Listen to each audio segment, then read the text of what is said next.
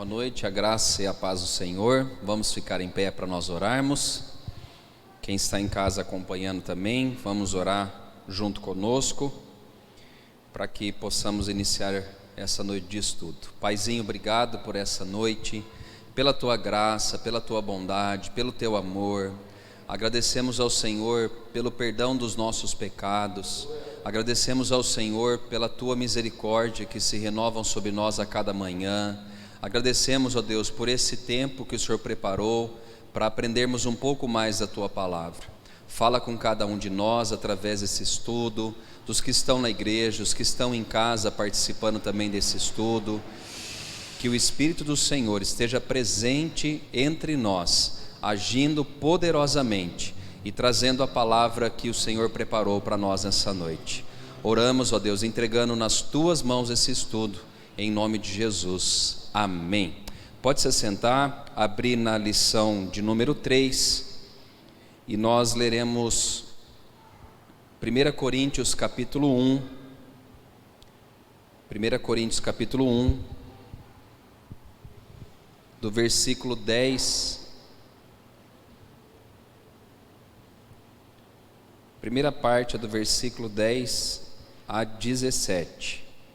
Nós vamos separar o estudo aí em pelo menos 3 ou 4 partes, para que a gente possa entender o tema de hoje. Então vamos lá, vamos ler a primeira parte de 1 Coríntios capítulo 1, do versículo 10 ao 17, diz assim: Rogo-vos, irmãos, pelo nome de nosso Senhor Jesus Cristo, que faleis todos a mesma coisa, e que não haja entre vós divisões.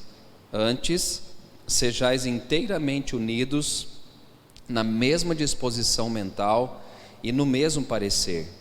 Pois, a vosso respeito, meus irmãos, fui informado pelos da casa de Cloé de que há contendas entre vós.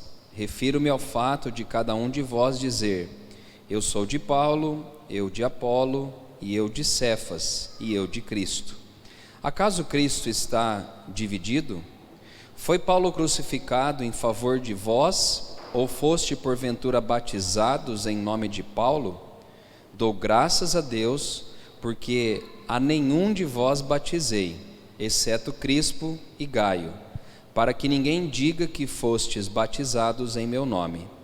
Batizei também a casa de Estéfanas, além destes não me lembro se batizei algum outro, porque não me enviou Cristo para batizar, mas para pregar o Evangelho, não com sabedoria de palavra, para que se não anule a cruz de Cristo. Amém. Somente até aqui.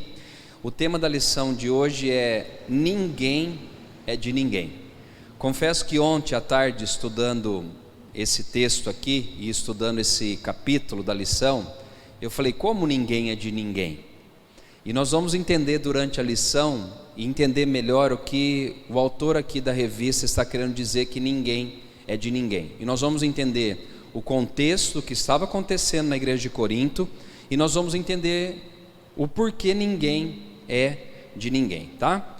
O versículo-chave é o 1 Coríntios 1,30, que diz: mas vós sois dele, em Cristo Jesus, o qual se nos tornou da parte de Deus sabedoria e justiça, santificação e redenção. Então nós vamos falar um pouco sobre ninguém é de ninguém. Para introduzir, na mensagem diz assim, que uma arma que o inimigo usa com eficiência contra a igreja é a divisão. Talvez tenha sido essa a razão pelo qual Jesus Cristo, antes um pouco de sua morte, incluiu na oração um pedido pela unidade dos seus discípulos. Vamos ver lá em João capítulo 17, por favor. João capítulo 17, que é a oração sacerdotal, onde Jesus ora por nós e também pelos seus discípulos. Capítulo 17 de João, versículo de número 20, nos diz assim a palavra do Senhor: não rogo somente por estes, mas também por aqueles que vierem a crer em mim por intermédio da sua palavra, a fim de que todos sejam um, e como és tu, ó Pai, em mim e eu em ti, também sejam eles em nós, para que o mundo creia que tu me enviaste. A nível de introdução, uma das maiores armas que o diabo usa contra uma igreja ou contra um povo que serve a Deus é a divisão. Jesus deixa bem claro aqui em João 17, que a oração dele é para que todos fossem um, para que houvesse união, para que não houvesse divisão no corpo de Cristo. Então nós temos que entender que em todas as igrejas, de uma certa forma, Satanás ele sempre vai se levantar para dividir o povo de Deus, sempre. O Ricardo pregou aqui domingo uma palavra excelente sobre um pouco de Neemias, da reconstrução dos muros de Jerusalém, e uma das armas que o inimigo usou era o quê? Divisão, contendas, brigas. Então a estratégia do inimigo é antiga, e ele usa a mesma estratégia de antes para tentar destruir o corpo de Jesus Cristo. Então sempre ele vai usar a divisão ou contendas no nosso meio para que a gente não ande junto, para que a gente não ande unido. Nada dificulta mais o testemunho cristão do que uma igreja dividida, e isso é verdadeiro. Já ouvi alguém de fora dizer: mas aquele cristão lá, ele não conversa com o pai, ele não conversa com a mãe, ele não olha para aquele irmão da igreja, ele não se dá bem com aquela pessoa. O mau testemunho, quando nós andamos dividido, é propagado de forma negativa o evangelho de Jesus Cristo. Então, através das épocas, as igrejas evangélicas têm fracassado na missão de apresentar ao mundo como comunidade em que reinam a harmonia e o entendimento fraterno. Então, qual que é o maior desafio nosso como igreja? Ter esse espírito fraterno, ou seja, um espírito de união, um espírito de nós andarmos em comunidade, que haja harmonia. Quem cresceu numa casa com mais de um irmão? Quem cresceu? Vocês cresceram? É fácil ter harmonia numa casa onde tem mais de um filho? O que vocês acham? É tenso, não é?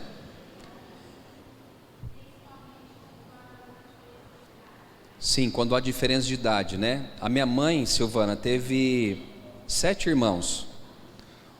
Para vocês terem uma ideia, a filha, que era a minha prima, né? A filha do meu tio mais velho tinha a idade da minha mãe.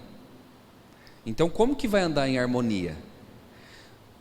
Tudo bem, agora vamos então trazer da família, da nossa casa, do nosso sangue, vamos trazer para uma comunidade. É fácil andar em harmonia? Eu que estou aqui na frente pregando praticamente em todos os cultos, eu vejo o quanto é difícil a harmonia. Vou dar um exemplo disso: um ar-condicionado, um ventilador. Tem gente que tem mais calor do que outros, tem gente que tem mais frio do que outros. Tipos de música, vamos levar para o NASA Kids, vamos trazer para qualquer coisa, diaconia, para a gravação dos vídeos que nós temos. Então, andar em harmonia é um grande desafio. Talvez o que Jesus mais lutou para que a mensagem fosse pregada era isso, para que eles andassem unidos. E é interessante que Jesus, enquanto esteve aqui, os 12 que estavam ali do lado dele, o que ele mais tentava manter era a união deles. Então, irmãos, transportando isso para a igreja, nós precisamos entender que é preciso ter harmonia. É preciso nós termos esse entendimento fraterno, o respeito um pelo outro, o compadecer-se um do outro, ter misericórdia um do outro, ter amor um pelo outro. E o que ocorria então, para a gente entrar no estudo agora na igreja de Corinto? O texto que eu li aqui, que era 1 Coríntios capítulo 1, do versículo 10 ao 17, a gente tem um panorama de como a igreja de Corinto andava. O que tinha dentro da igreja de Corinto? Divisão. A igreja de Corinto era uma igreja muito forte, era uma igreja que tinha muitos dons, era uma igreja onde Deus se manifestava de forma extraordinária, mas ao mesmo tempo era uma igreja muito problemática. E um dos maiores problemas que a igreja de Corinto enfrentava era a divisão, ou os partidos que ocorriam, que tinham dentro da igreja. Então, no primeiro ponto, nós vamos falar sobre isso, sobre a igreja dividida. Paulo deve ter sentido enorme tristeza ao ser informado da existência de divisões na igreja, depois de fazer uma exortação à unidade e expor o fato da desunião, mostra que não há razão para uma igreja viver assim.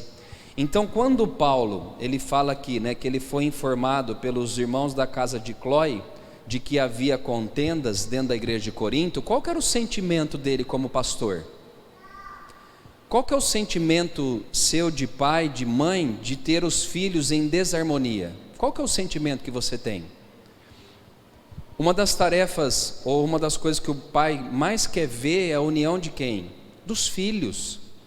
Paulo, quando ele é informado, ele se entristece a ser informado dessas brigas, dessas divisões que ocorriam dentro da igreja que ele fundou. E aí ele vai então exortar a igreja. No primeiro ponto fala da exortação à unidade. Então a exortação é iniciada com a expressão solene dizendo: rogo-vos, irmãos, pelo nome de nosso Senhor Jesus Cristo. É como se Paulo dissesse: irmãos, eu peço-vos de joelhos encarecidamente pelo nome de Jesus Cristo. Essa exortação à unidade, Paulo está fazendo aqui um apelo. Quando uma pessoa usa a expressão rogo-vos, é como a gente rogar a Deus por algo para fazer na nossa vida. O autor aqui, ele usa a expressão, como se Paulo estivesse de joelhos pedindo: irmãos, em nome de Jesus Cristo, não ande em contendas e divisões. A oração, a expressão, é essa, é rogar encarecidamente pelo nome de Jesus. O nome indica tudo quanto conhecemos de Cristo como Salvador, Senhor e Mestre. Uma vez que todos os crentes lhe pertencem, estão sob o seu poder e direção, a menção do seu nome sugere por si só a existência de uma unidade espiritual que precisa ser exteriorizada. Ou seja, quando Paulo coloca o nome de Jesus, ele está dizendo: olha, através do nome dele vocês não podem andar em divisão, vocês têm que andar em unidade. Essa é a oração de Paulo, essa é a expressão que ele usa aqui falando com a igreja de Corinto. O fundamento da exortação é a fraternidade cristã, ou seja, entre irmãos. Afinal, se já foram tornados um por meio de Cristo, então deve expressar a unidade, demonstrando que pertence à mesma família. O entendimento que nós precisamos ter é que aquilo que Jesus fez por nós na cruz tem que nos trazer união. O que Paulo vai tentar falar e tratar é exatamente isso. O corpo de Cristo não está dividido, nós somos um. Podem começar a expressá-la falando todos a mesma coisa, sendo unidos na mesma disposição mental e no mesmo parecer. Isso não é impossível, porque os cristãos têm a mente de Cristo. Então, o que o autor está tratando aqui é que não é impossível andar em harmonia. Se todos nós, irmãos, vamos pensar aqui, se todos nós temos a mente de Cristo, não é impossível andar em harmonia. E por que não é impossível? O que Jesus faria no nosso lugar? Uma das coisas, quando há problemas no nosso meio, que a gente tem que pensar é isso: se fosse Jesus, o que ele faria no meu lugar? Quando Judas trai a Jesus, de que forma que Jesus tratou alguém que o traiu? Quem se lembra? Ele maltratou Judas? Ele começou a perseguir Judas? Falou: agora você vai ver o que eu vou fazer contra você. Jesus nunca maltratou a pessoa de Judas.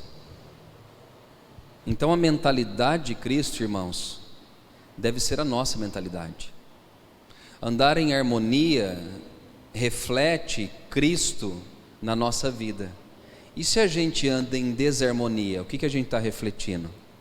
Será que nós estamos refletindo a imagem de Cristo? Então, a mente nossa é a mente de Cristo. Se procurassem a unidade em torno daquilo que é essencial, evitariam as divisões e viveriam inteiramente unidos. Então, se o que Cristo espera é união, e se a gente andar na união, a gente vai evitar muitos problemas e transtornos e divisões no nosso meio. Se atendêssemos hoje à exortação de Paulo, porventura não livraríamos as igrejas de tantos dissabores internos e de tanta vergonha externas, provocadas pelas divisões e criações de partidos? Por que a gente tem tantas denominações no mundo, gente? Por que vocês acham?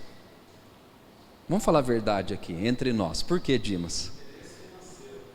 O que mais, além do interesse financeiro?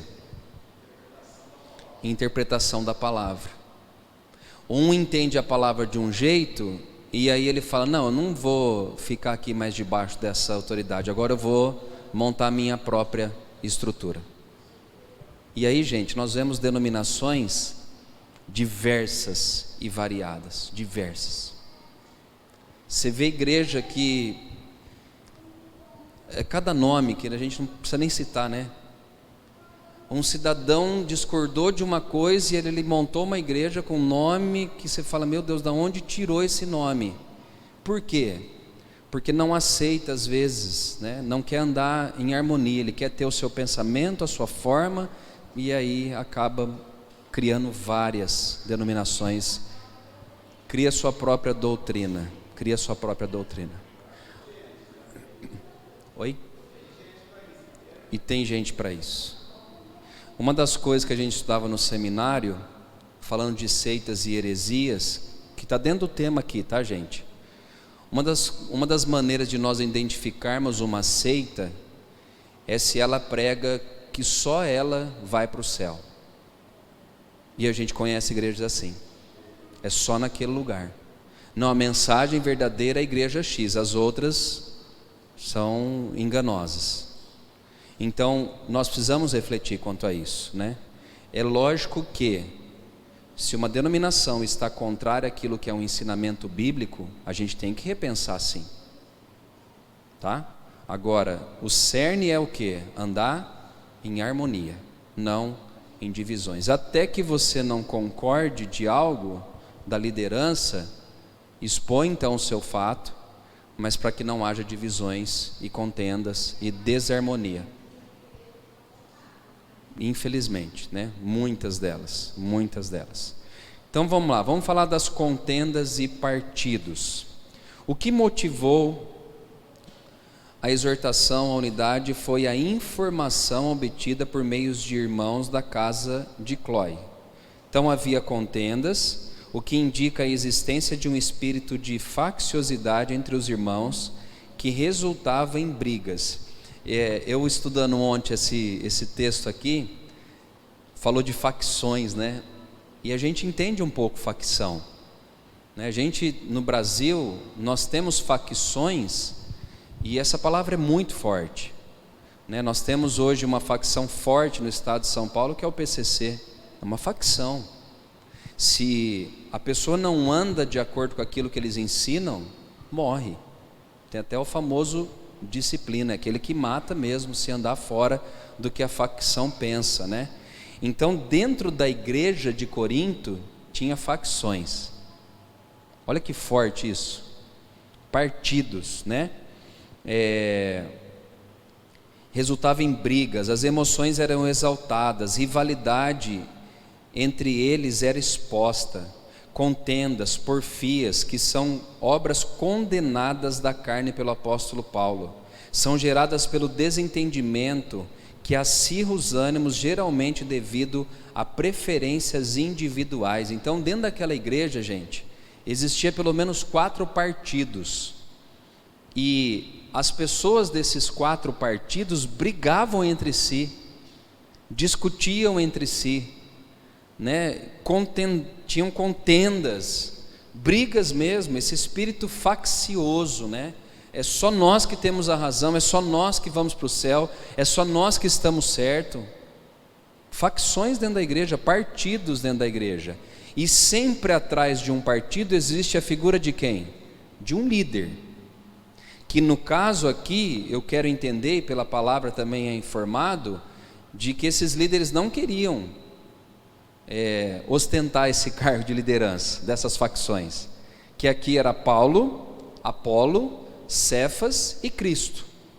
Então, esses 4 partidos que tinham grupos de pessoas que eram a favor do Paulo, de Apolo, de Cefas, que era Pedro, e também de Cristo.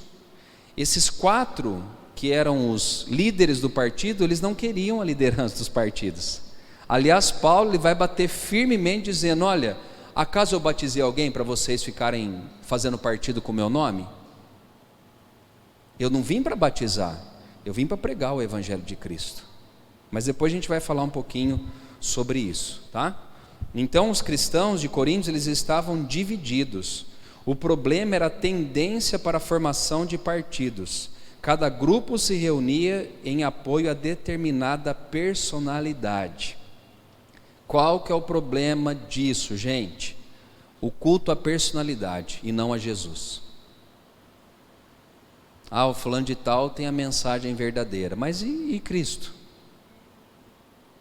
Alguns pastores hoje estão acima do Senhor da igreja. Tem gente que vai atrás do homem e não atrás de Cristo. E é o que estava acontecendo na igreja de Corinto. Eu sou de Paulo. Como assim você é de Paulo? Acaso Paulo morreu por você crucificado? Eu sou de X, eu sou de Y, eu sou daquele pregador tal. Foi ele quem entregou a vida dele por você na cruz do Calvário? Foi ele que derramou o precioso sangue sem mácula, sem defeito por você naquele dia na cruz? Então, dentro da igreja de Corinto, existiam esses diversos partidos. É bom levar em conta que sempre haverá diferentes, ênfases, ideias doutrinárias dentro da igreja local. Até aqui, tudo bem. Nós temos diferentes ideias doutrinárias, e até aqui, tudo bem, não tem problema. Uma ideia doutrinária diferente, e nós às vezes não temos o mesmo pensamento. Jesus vai vir antes da grande tribulação, no meio da grande tribulação ou no final da grande tribulação? O que vocês acham? O que você acha, Dimas? E se a gente não morrer? Né? Eu quero pensar que ele vem antes. Por quê? É mais fácil. Tem alguns teólogos que falam: não, Jesus vem no meio da grande tribulação. E tem uns que falam: não, ele só vai vir no final, a igreja vai passar por isso. São diferenças doutrinárias. E tudo bem eu achar que Jesus vem antes, e tudo bem eu achar que ele vem no meio, e tudo bem eu achar que ele vem depois. O milênio, tantas coisas do Apocalipse que são obscuras aos nossos olhos, são diferenças doutrinárias que nós temos. Mas não por isso ou nem por isso nós temos que andar divididos.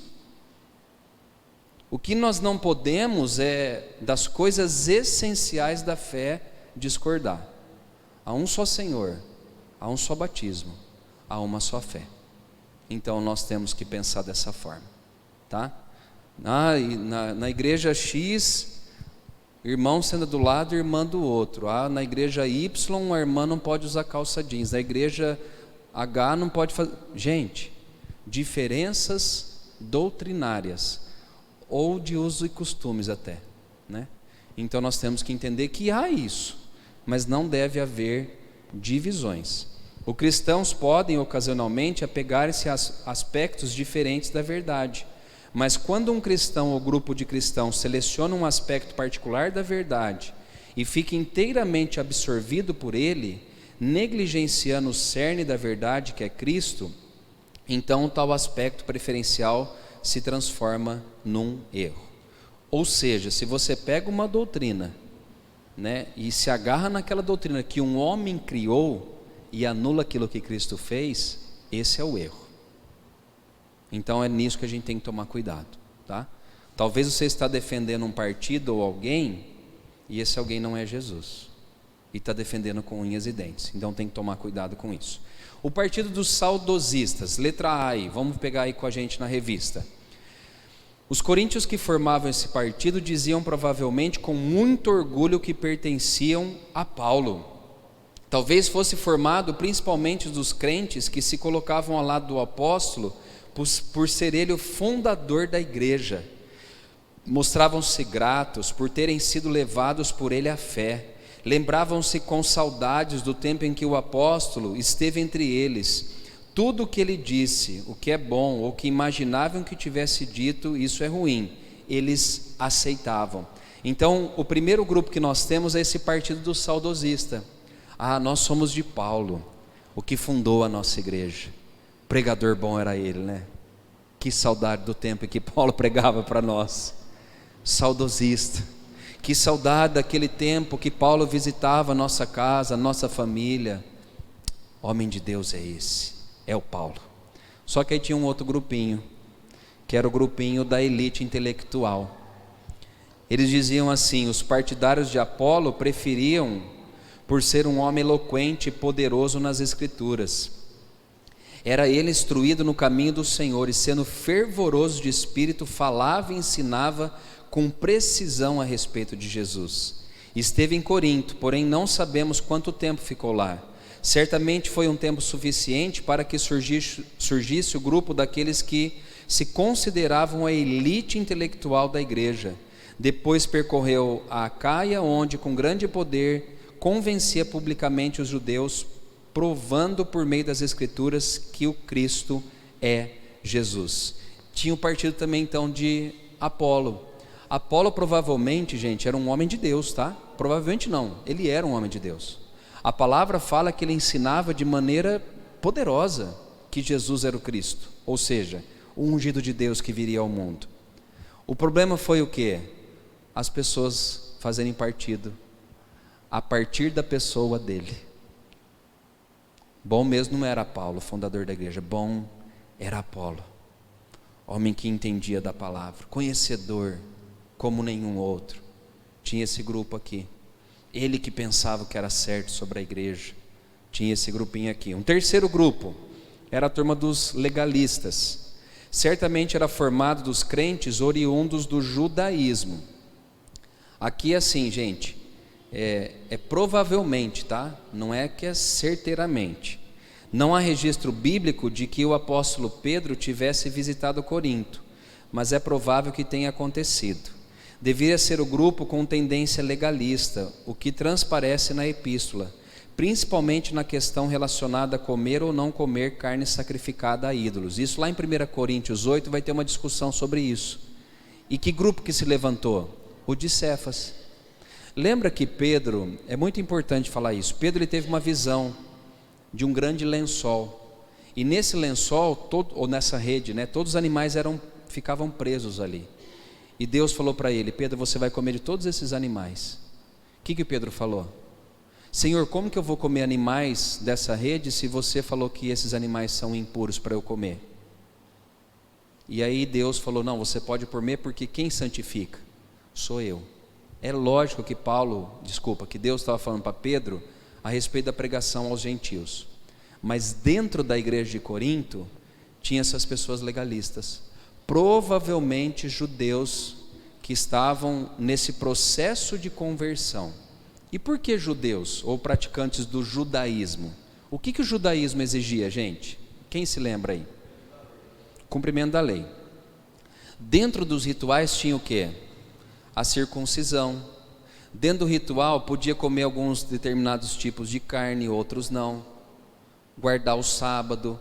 Então dentro da igreja de Corinto tinha essa turma que era de Cefas, de Pedro, que tinha uma inclinação para o legalismo, né?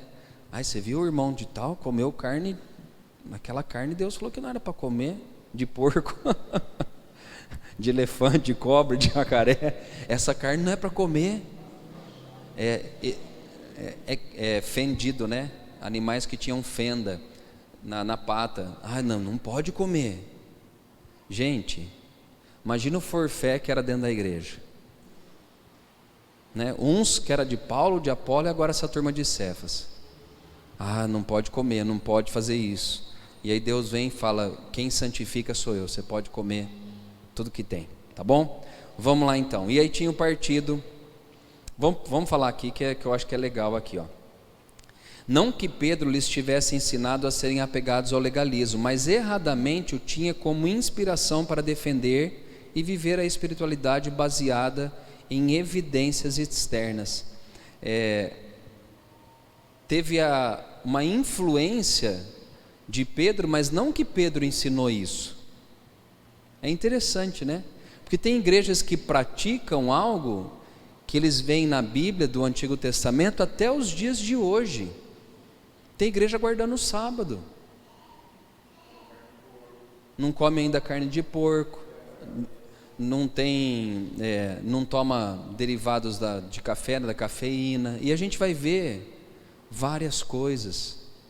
Mulher que não pode cortar cabelo, que não pode pintar, depilar, e gente, é uma loucura. Até hoje tem isso, né? Tem uma senhorinha na internet que virou até meme hoje, né? Que ela fala que mulher que raspar o braço vai para o inferno. É verdade. Por quê? Porque ela tem um entendimento da palavra e ela crê naquilo que é verdade. Não é uma questão de higiene, é questão de pecado agora. Não voltou. Mas aí que está. É onde entram as divisões. E aí sabe o que é o pior disso, Silvana? Que muita gente concorda com essa mulher. E aí ela começa a falar: aquele irmão lá, você acha? Aquele irmão não é digno disso, daquilo. E aí começa problemas dentro da igreja, tá? Vamos lá, vamos para frente aqui, que tem bastante coisinha legal. Ainda assim, é assim hoje. Há na igreja irmãos acostumados a enfatizar determinados padrões externos de comportamento como evidência de espiritualidade. Precisamos vigiar constantemente contra qualquer redução da vida cristã a uma série de regras ou proibições. Faça isso, não faça aquilo, né? Então, irmãos, e eu falo por mim aqui, nós temos que vigiar constantemente contra essa série de regras criadas por homens, que possamos tomar cuidado com isso. Porque senão a gente diminui aquilo que Jesus fez na cruz, irmãos, friamente, e de maneira exata. Não é por obras que eu vou ser salvo e nem você, é por aquilo que Cristo fez. Quando eu reduzo isso, aí não é graça. Quando eu fico tentando achar subterfúgios, não é graça. Graça, irmãos, é algo que nós não merecemos e Deus fez por nós na cruz através de Cristo Jesus. Tá bom? Então vamos lá. Tem também o partido dos supercrentes. Devido à presença desses 3 grupos anteriores na igreja de Corinto, cada um formado em torno de um líder humano, surgiu o 4º grupo, que eram os irmãos que formavam, estavam tão embebidos do espírito partidarista quanto os demais. Talvez fosse o mais orgulhoso dos grupos. Não davam nenhuma importância à liderança humana e se diziam seguidores autênticos de Cristo. Cristo é o nosso líder, proclamavam.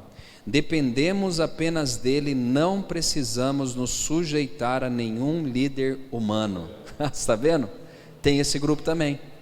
Tem o grupo de Cristo, que é aqueles que acham que não precisa de pastor, não precisa de líder, não precisa de nada. Cristo, basta. Esse partido deve ter contribuído para a existência de um grupo de crentes super espirituais. Não é difícil imaginar que sua criação resultara da influência das religiões de mistérios de Corinto. Os que o formavam davam ênfase às experiências espirituais, desvinculados dos ensinamentos das Escrituras. Não ignoremos que todos esses partidos têm seus adeptos na igreja de hoje. Os partidários afirmam-se cristãos, ao mesmo tempo em que cada um se opõe aos outros. Não é deplorável que o espírito de partidarismo, fruto da rivalidade, ciúmes e orgulhos ainda prevaleça em nossas igrejas? Então, nesses 4 partidos que nós vemos aqui, nós temos que olhar a questão da divisão. O problema central é o quê? tirar Cristo do foco e colocar o foco em homens, em pessoas. O grupo também que era só os adeptos a Jesus achava que não precisava de líder nenhum. Também não é assim. Jesus deixou pastores, líderes, mestres, evangelistas, profetas, pessoas que tenham a unção ou dom da cura, da línguas, interpretação de línguas. A igreja tem a sua hierarquia. Agora, acima, quem é o cabeça? É Jesus. Então nós precisamos tomar cuidado com isso, tá bom? Até aqui tudo bem, gente? Tem alguma pergunta aí na internet, Nani? Não? Tranquilo? Então vamos para frente aqui. Nós vamos aí para o item 3, que é a reprovação, né, desses partidos na igreja. Vamos lá pegar comigo no item 3, por favor. Acompanhe comigo aí. Deixa eu ver aqui se tem alguma coisa aqui de pergunta.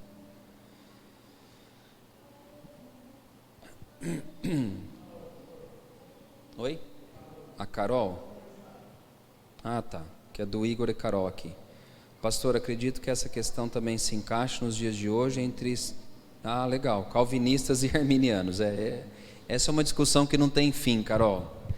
E é verdade mesmo, né?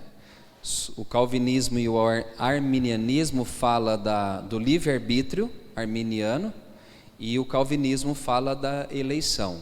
É uma discussão também infindável, né, Dimas? No seminário nunca tinha fim essas discussões, mas isso assim, também de forma racional, isso não interfere na nossa salvação. O importante é nós estarmos em Cristo, tá? Se temos o livre-arbítrio ou a escolha para ser salvo ou não, ou se fomos eleitos, isso é uma coisa que são doutrinas, as duas ensinadas na palavra de Deus, e nós precisamos entender que isso não vai interferir na nossa salvação, tá bom? Então é isso que a Carol perguntou. Vamos lá para o item 3 então. Deixa eu tomar uma aguinha aqui. Vamos lá. A reprovação então da existência de partidos. Então Paulo identificou o problema, que era o partidarismo, divisões, e agora ele vai reprovar isso. Ele vai exortar. Ele vai tentar fazer o quê? Corrigir, falar: irmãos, vocês estão andando de forma incorreta, tá? Então, depois de indicar, Paulo agora ele censura o espírito partidarista e demonstra a nulidade da existência das divisões. Já aí no primeiro aí, a integridade de Cristo. Paulo já começa no versículo 13 dando um carrinho na igreja, dizendo: acaso Cristo está dividido? Ele falou de todos os problemas que havia, e a primeira pergunta que ele faz é: acaso Cristo está dividido? Cristo está fragmentado? Ele está picotado em partes? Será que Cristo está dividido? Essa é a pergunta que o apóstolo faz, como se ele estivesse perguntando: vocês acham que existem pedaços de Cristo distribuído entre vocês? Cristo não pode ser partido, ou o temos por inteiro, ou não temos ele por inteiro. Se a igreja está dividida em partido e os crentes defendem estar ligados em Cristo, a Cristo, então Cristo precisa estar fragmentado. Não é isso um absurdo? O que Paulo fala é: Cristo não está dividido, ele não está fragmentado, é uma coisa só.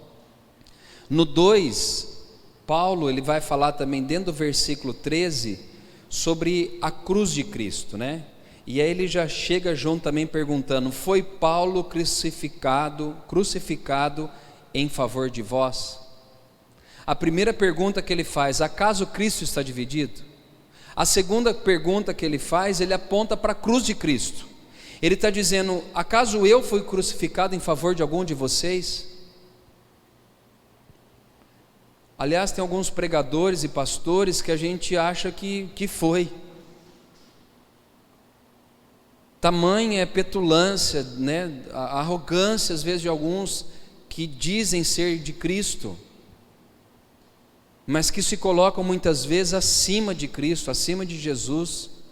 Paulo está minimizando ele, dizendo: eu fui crucificado por algum de vocês, irmãos. Gente, eu reconheço assim, o meu chamado pastoral, reconheço o chamado de outras pessoas, de mestre, líder, seja o que for, profeta, seja o que for, a gente reconhece, mas a gente não pode aceitar aqueles que se colocam acima de Cristo, ou acima dos irmãos. Todos nós somos iguais perante o Senhor. Segunda, eu fui numa reunião, terça, dos pastores aqui de Ribeirão, e o pastor Ricardo Minelli trouxe uma palavra inspiradíssima também, usando o texto de Paulo, e ele fala que quantos pastores que crescem e já não pregam mais em igrejas pequenas, que escolhem pessoas agora, plateias, cobram fortunas para irem nas igrejas. Gente, acaso esses homens foram crucificados por nós na cruz? Tem pessoas que pagam caro para assistir determinados pregadores. Precisamos repensar um pouco disso. Essa é a segunda pergunta, né? O apóstolo desafia os coríntios a abandonarem os partidos e se aglutinarem em torno do Cristo crucificado. Irmãos, o pastor Aguiar falava, né, que certa vez ele foi dar carona, ou pegou carona com um jovem pastor. Ele disse: não, na minha igreja, né? O jovem estava falando, na minha igreja, em determinado tempo da conversa, ele falou assim: mostra a sua mão para mim, camarada. Né? Ele disse que o pastor jovem não entendeu, mostrou a mão, falou assim: eu não estou vendo nenhum furo aí, a igreja não é sua. Eu sei que é o modo de falar, né? Não, na minha igreja, mas literalmente a igreja não é nossa, a igreja de Jesus. Foi Ele quem morreu por nós naquela cruz. Apontem para Ele, o Cristo crucificado. Esse tinha sido o ponto principal da primeira mensagem que eles haviam pregado. Se os crentes sempre se lembrassem de quem morreu por eles, deduziriam que todos são igualmente de Cristo e abandonariam o espírito de desunião na igreja. Sabe, irmãos, vendo isso, a gente às vezes até brinca e ri um pouquinho, né? Mas é muito triste ver uma igreja dividida em 4, 5, 6, 10 partidos. Porque minimizam aquilo que Cristo fez na cruz do Calvário por cada um de nós.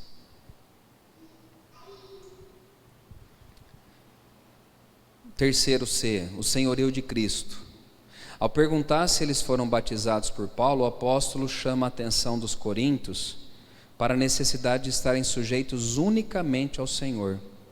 Eles selaram pelo batismo a fé em Cristo, tinham se tornado propriedade do Senhor e por isso estavam numa relação vital com Ele. Agora todos pertenciam a Cristo, e não a Paulo, não a Apolo e nem a Cefas. Terceira repreensão de Paulo está ligada a isso. Olha, agora vocês estão com uma relação pessoal com Cristo, não é comigo mais. Paulo aponta dizendo que eles pertenciam a Jesus, e não a eles, tá? Talvez os crentes de Corinto estivessem dando importância exagerada ao batismo com a água, né? Daí a palavra do apóstolo com o fim de diminuir a importância daquele que realizava a cerimônia, declarando que havia batizado poucos irmãos daquela comunidade. Por outro lado, Paulo ressalta o significado fundamental do batismo do crente, que é a dedicação total ao senhorio de Jesus. É muito legal o que Paulo fala, né? Porque ele fala: olha, no meio de vocês eu batizei poucos, mas o importante do batismo não é quem está fazendo o batismo, a cerimônia, é aquele a quem morreu por nós na cruz do Calvário. O batismo, Paulo está reafirmando que deixa eu pegar a palavra certa aqui, é a dedicação total ao senhorio de Cristo. O celebrante, ou quem está fazendo ali o batismo, ele tem a sua importância, mas assim, infinitamente abaixo daquilo que Jesus fez por nós. Sabe por que a gente tem que pensar assim, irmãos? Sabe por quê? Porque homens caem, homens falham. Eu já nesses 15 anos de pastor, eu já vi homens que batizaram tantos irmãos e que hoje já nem andam mais com Cristo. E vocês também devem conhecer pessoas assim. Então, quando nós estamos sendo batizados, nós estamos dedicando a nossa vida ao senhorio de Jesus, só a Ele, tá bom? Ao final o apóstolo deixa claro que a essência da sua comissão não era ministrar ritos, e sim pregar o Evangelho, dando devido valor à cruz de Cristo, sem se importar demasiadamente com a sabedoria humana e a sua eloquência. Paulo é muito bom no que ele fala aqui. O que ele fala é que ele não foi chamado para batizar, ele foi chamado para pregar o Evangelho de Cristo. Ele apontava para Jesus. Pastor, mas Paulo não queria batizar as pessoas? Não é isso que eu estou falando. A importância que ele dava era na pregação. Quem ia batizar, irmãos, era só um detalhe. Agora a pregação era o que atingiu o coração das pessoas. O que tem a ver, né? Vou batizar onde Jesus batizou. Mas é a água do Jordão ou é aquilo que Cristo fez por nós na cruz? Então nós precisamos pensar um pouco a respeito disso. Vamos passar para frente aí, eu tenho só mais alguns minutos, eu quero terminar a lição de hoje. Vamos lá. Qual que eram as causas das divisões aqui? Pelo menos tem duas, tá? Diz aí na página 20 as causas das divisões.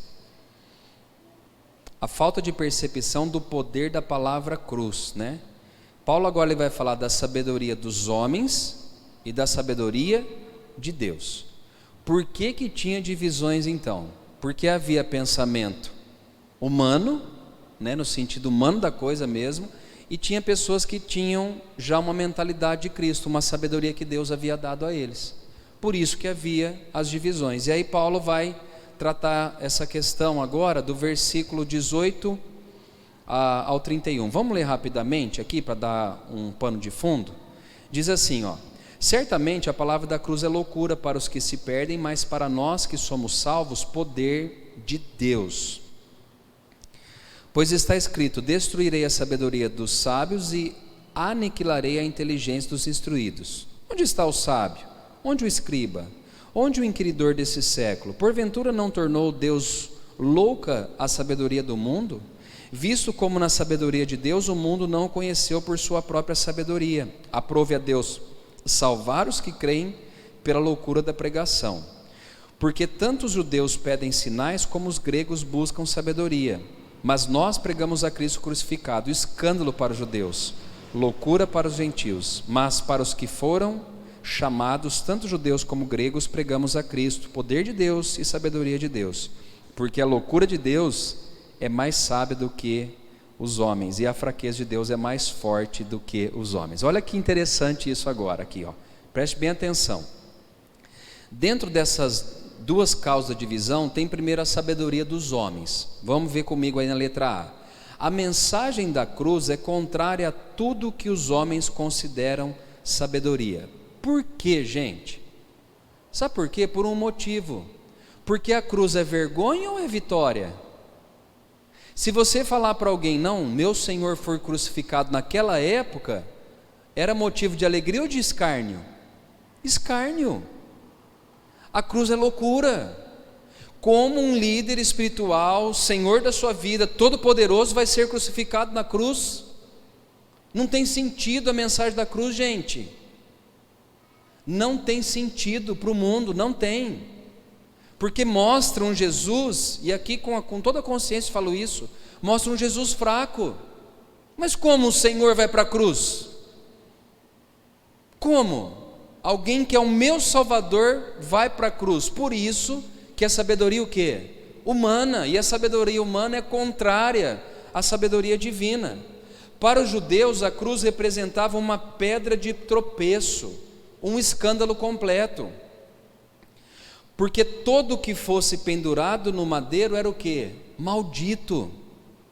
Então a cruz, ela vai na contramão daquilo que os judeus criam. Pois não. Um Messias forte, como Davi, né? Muitos se falam de Davi. Eles queriam um rei como Davi foi, e Jesus contrariou isso. Por isso que é loucura para o homem. Agora, o homem o quê? Carnal. O espiritual consegue enxergar isso, mas o carnal não. Não podiam conceber que o Messias, o ungido de Deus, cheio de autoridade e poder, viesse a acabar os seus dias pendurado numa cruz. Então, dentro da sabedoria humana, não podia conceber isso. Como o meu Messias, o meu Salvador, vai ser pendurado no madeiro, vai morrer agonizando na cruz do Calvário? Como? Se Ele é o Todo-Poderoso. Queriam que Deus lhe fornecesse provas irrefutáveis e tangíveis, sinais em que pudesse basear as suas próprias convicções. O guerreiro forte, aquele que vai colocar o Império Romano debaixo dos seus pés. Jesus foi pendurado numa cruz. E ainda sobre a cruz estava o quê? Rei dos judeus. Para mostrar que era o rei? Não, para zombar que o rei dos judeus estava sendo crucificado. Então Jesus, na sua pregação, ele está mostrando que a cruz mesmo é loucura. É loucura. Para os gregos a cruz era uma loucura. Eles preferiam tentar descobrir o caminho para Deus por meio do raciocínio, do debate ou da sua sabedoria. Não admitiam a existência de um Deus pessoal, dotado de sentimento. Um Deus sofredor era para eles uma contradição de termos. Então, tanto para os judeus quanto para os gregos, a cruz era um escárnio. Eles não viam com bons olhos. Não viam. Por isso que a sabedoria o quê? Humana, não é a sabedoria divina. Paulo argumenta que Deus tornou Deus louca a sabedoria do mundo. Ele tornou louca. Não é o propósito de Deus que os homens pela sabedoria alcancem o conhecimento dele. Isso aqui é interessante. Não é por nós, gente, é por Ele. Deus não divide a glória dele com ninguém. Lembram da historinha de Paulo quando ele tem um espinho na carne? Por que Deus deu um espinho na carne dele? Para que ele não se ensoberbecesse com as tremendas revelações que Deus dava a ele. Então o propósito de Deus é que os homens não alcancem Ele através da sua sabedoria, da sabedoria humana, mas sim através do poder dEle, porque a glória é dEle, o poder é dEle, tá? Então tinha divisões, por quê? Porque alguns ainda não é Paulo, é Apolo, não é Cefas. Não é esses homens, é Deus. A sabedoria de Deus, que é a diferença aqui. Se pela própria sabedoria do homem não pôde conhecer a Deus, ele preferiu salvar os homens pela loucura então da pregação. A sabedoria e a loucura de Deus se materializaram na palavra cruz. Ele se fez conhecida no Messias crucificado. A cruz, gente, aponta o poder de Deus. Aquilo que é loucura para os homens, para Deus não é loucura. Ele mostrou através de Cristo o poder dele. A cruz aqui, talvez, veio para confundir mesmo, porque não é do homem, é de Deus, o poder é dele. Somente tanto aqueles que acreditam possuir sabedoria própria, como os que praticam boas obras, não são salvos, mas sim os que creem em quem? Em Cristo. Somente quando o homem judeu ou gentil busca a salvação no Jesus crucificado, experimenta o efeito do poder e da sabedoria de Deus. É interessante, que Paulo tem essa mudança. Ele tem essa mudança, porque antes ele fazia o quê? Ele perseguia Jesus. Tanto é que no caminho para Damasco, quando ele tem aquele encontro ali e ele cai, Jesus fala: Saulo, por que você me persegue, camarada? Até então os olhos dele não estavam abertos para aquilo que Cristo fez na cruz do Calvário. Não estava aberto.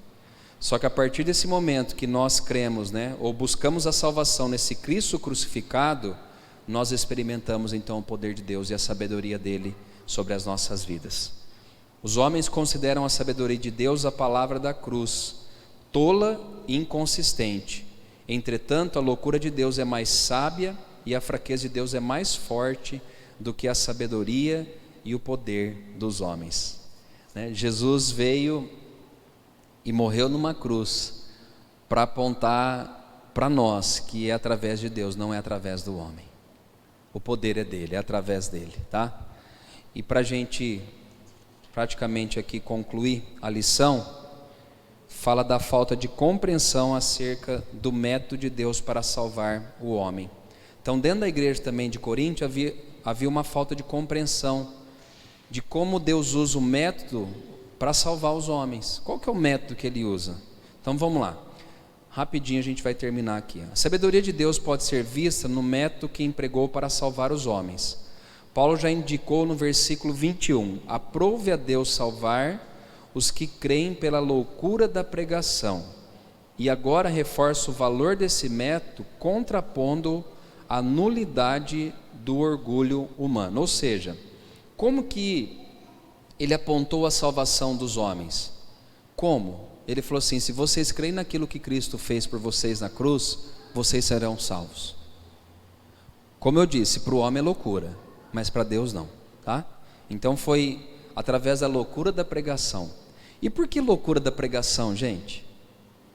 Por que loucura da pregação? Porque contradiz tudo aquilo que o homem prega, ensina. Cristo contrariou ou contradizeu tudo que o homem ensina, tudo que o homem prega. Letra A, a sabedoria humana não salva. O apóstolo lembra os coríntios que eles não foram alcançados para a salvação por meio de filosofias pretensiosas, e sim pela simplicidade da pregação. Gente, Paulo ele é tão sábio naquilo que ele ensina, que ele fala que ele, depois que conheceu a Cristo, ele tem como, é esterco que ele usa a palavra, né? Esterco, todo o conhecimento que ele tinha antes de Jesus. Sabe o que isso quer dizer? Que a simplicidade da pregação, o poder da pregação, essa mesmo do evangelho genuíno, ela não tem só poder para salvar, mas ela tem poder também para restaurar a vida do homem. Ela tem poder para dar sabedoria ao homem, mas na simplicidade da pregação do evangelho. O que é simplicidade, gente? Sabe o que é simplicidade? É entender que o homem estava em dívida contra Deus. Deus então faz o quê? Ele envia Jesus, e esse Jesus morre na cruz por nós, e ele religa novamente o homem a Deus, através de Cristo Jesus. Essa é a simplicidade do evangelho. É isso que traz salvação, é isso que traz restauração. A sabedoria humana não salva ninguém. Se a salvação dos pecadores ficasse subordinada à escolha dos homens, eles escolheriam quem? Os mais sábios, os mais nobres, os mais poderosos para salvar. Mas Jesus não veio para isso. Deus costuma preterir o que tantos homens prezam. Por isso não chamou muitos sábios, nem poderosos, nem nobres, mas escolheu muitas pessoas que o mundo considera menos importantes. O método de Deus tem como objetivo principal impedir que o homem se vanglorie na sua presença. Deus não divide a glória dele com ninguém. Por isso que a palavra fala que Deus escolheu os mais fracos, os que não são, para envergonhar os que são. Nem de nobre nascimento, não, pelo contrário. Deus escolheu as coisas fracas desse mundo para envergonhar as fortes desse mundo. Estou lendo um livro do pastor Flávio Valvassoura, que fala do desafio de Davi contra Golias. Davi é um improvável, gente. Quando Jessé vai escolher os filhos ali, né, para ser rei de Israel, quando ele apresenta os filhos, qual que é a primeira impressão que Samuel tem? Do primeiro filho que vem, né? fortão, bonitão, e fala, certamente esse é o cara. Deus fala o quê? Cuidado, você vê o exterior, cuidado com a aparência, eu estou vendo o interior. Saul era diferenciado. Diz que Saul, nos ombros dos homens, ele era maior do que todos da sua época. Davi lá, um ruivinho que cuidava das ovelhas do seu pai. Ele vai lá um dia levar mantimento para os seus irmãos, e aí tem lá o Golias gritando. E chega, mas o que esse homem está pensando que ele é? Quem que esse incircunciso está pensando que é? Os irmãos dele falam assim, Davi, baixa a bola, filho, fica quieto na sua, olha o tamanho do cara, camarada. Aí ele vai ali, pergunta o que ia ganhar, ele falou, não, diz que o rei vai dar isenção de imposto, vai fazer um monte de coisa e ainda dá a filha dele de casamento. Ele falou, não, eu vou lutar contra esse gigante. Ele era improvável, gente. Deus escolheu as coisas fracas, as que não são, para envergonhar as que são. Agora é interessante, né, que Davi, quando ele vai contra Golias, ele fala, eu vou contra você em nome do Senhor. Paulo sabia que a pregação não era dele, não era a respeito dele. Tanto é que Paulo escreve aqui Coríntios e praticamente 70% do Novo Testamento, e ele não traz para ele. Ele joga na conta de Jesus, porque ele sabe quem ele é perante o Senhor. Então vamos lá, vamos terminar. Sabedoria está em Cristo. Tudo o que somos vem de Deus em Cristo. Deus fez com que Ele fosse tudo para nós. Coloque isso na sua cabeça, irmão, irmã, você que está em casa aí também assistindo. Tudo o que somos vem de Deus em Cristo. Tudo, tudo, tudo. Deus fez com que Ele, Jesus, fosse tudo para nós. Tudo dele, para Ele. É a sabedoria de Deus porque foi escolhido por Ele para ser o meio da nossa salvação. Jesus também, né, a sabedoria em Cristo, é a nossa justiça, porque mediante a fé nele nós somos declarados justos por Deus, ou seja, justificados. Ele também é a nossa santificação, porque ele fala, né, a sabedoria, justificação, santificação e redenção. Santificação porque por ele fomos colocados na posição de santificados. Não é por nós, gente, é por ele. Eu sou santificado por aquilo que Cristo fez por mim na cruz, não por mim mesmo. E a redenção, porque quando Ele voltar, seremos redimidos com alma e corpo e levados para o nosso lar eterno. Aqui eu acrescento o eterno. Sabe o que quer dizer a redenção? É a chance da salvação. Nós somos redimidos, nós somos perdoados, nós somos alcançados por aquilo que Jesus fez e não por aquilo que eu fiz, ou tampouco por aquilo que homens fizeram em meu favor. O método divino, portanto, consiste em conceder posição e honra especial somente ao Filho e não a homem algum. Há uma ligação entre isso que o apóstolo acaba de dizer e a censura do espírito partidarista na igreja de Corinto. Se a salvação é resultado da sabedoria de Deus, a palavra da cruz, a mensagem de Cristo crucificado, onde achar desculpa então para a divisão dos crentes? Ou seja, gente, para a gente terminar aqui, se Deus colocou Cristo na sua maior posição, se tudo que Ele fez por nós, nos salvar, nos perdoar, foi tudo feito através de Cristo, por que que nós temos divisão no nosso meio ainda? Se tudo é dele, tudo vem dele, tudo é por ele, nós não devemos andar então em desunião. Onde buscar justificativas para dizer eu sou de Paulo, de Apolo? Haveria alguma razão para gloriarem nos homens? Ou seja, nenhum homem morreu por nós, mas sim o nosso Senhor Jesus. Foi Ele que deu a sua vida por mim e por você naquela cruz. Irmãos, isso tem que falar bem alto no nosso coração essa noite. não foi por mim, não foi por qualquer outro pastor, foi por Cristo. É por Cristo. É lógico que está debaixo do pastoreio, uma liderança, mas o cabeça é Jesus. O cabeça é Jesus.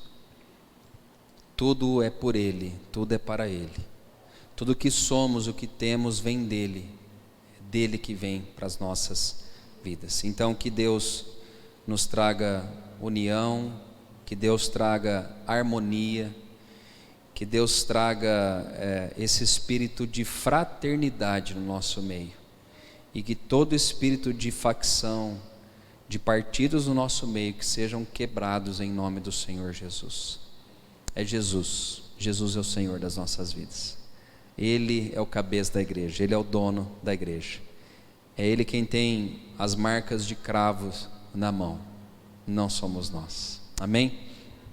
Nós vamos orar por alguns irmãos aqui. Deixa eu ver se já tem algum pedido aqui. A Ruth Alves pede oração pela prima que está em coma há 2 meses. A dona Denise pede oração pela saúde dela. Deixa eu ver quem mais.